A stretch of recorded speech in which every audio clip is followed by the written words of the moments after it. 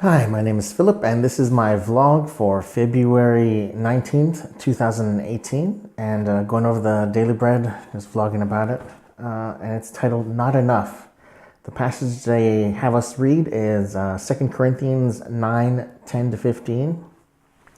And talks about how God is a provider, right? And He provides abundantly for us so that we can be generous with what He's given us, right? As an example to us, and ensures that we have enough to be generous, and how serving and generosity goes hand in hand with witnessing for Christ, because that's what His whole life was about, right? And that's what He showed us, how to love people by being generous and loving and healing people and loving people. There's a time when she fails to teach her daughter about generosity, and her daughter share her goldfish crackers, and she's worried she doesn't have enough goldfish crackers, and so she doesn't want to share, and she doesn't ultimately, right? And I think we all sometimes have difficulty sharing something that we feel is scarce in our lives, whether it be money, sometimes maybe our favorite food that we've gotten, or something that we don't get often, and it's hard sometimes. And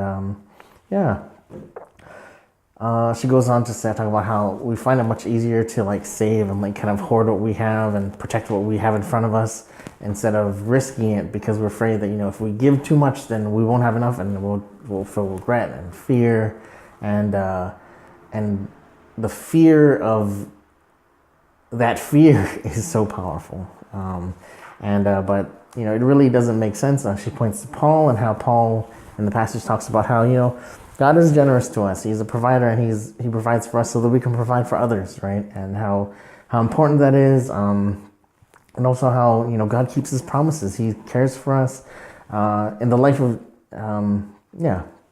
He cares for us,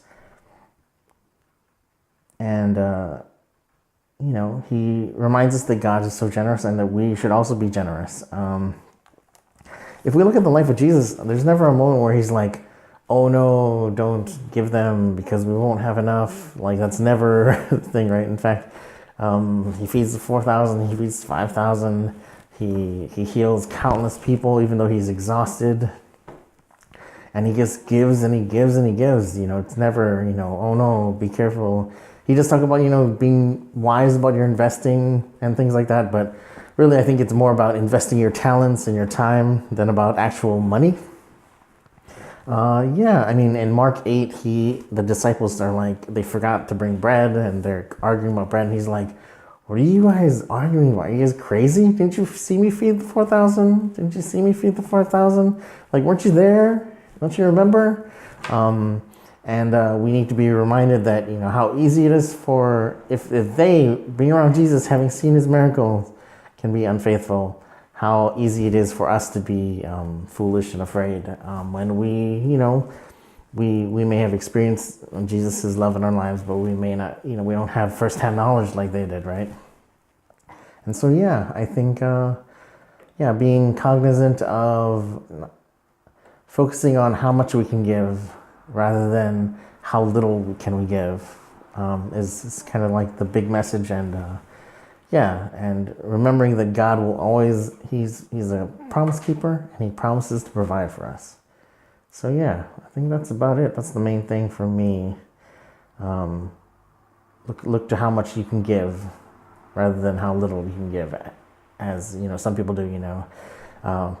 My favorite thing is, should we tithe off of the gross or the net, right? And the answer that I heard, which I love, is, well, do you want to be blessed on gross or net, right? And I think that pretty much settles that in kind of a fun and revealing way. All right, so thank you very much for watching. That's the end of this vlog. If you have any questions, comments, concerns, put them in the comments. But if not, as always, this is just a blog, and I'm just sharing my thoughts with kind of the universe, and forcing myself to dig a little bit deeper by having this kind of required vlogging schedule. Thank you very much for watching. I hope you're having a good day, and God bless you. Oh, and I forgot, if you have any prayer requests, if you watch this and you have any prayer requests, and you want someone anonymous to pray for you, because sometimes it's easier to have someone who doesn't know you pray for you. I'd be glad to do that. All right. Thanks again, and God bless you.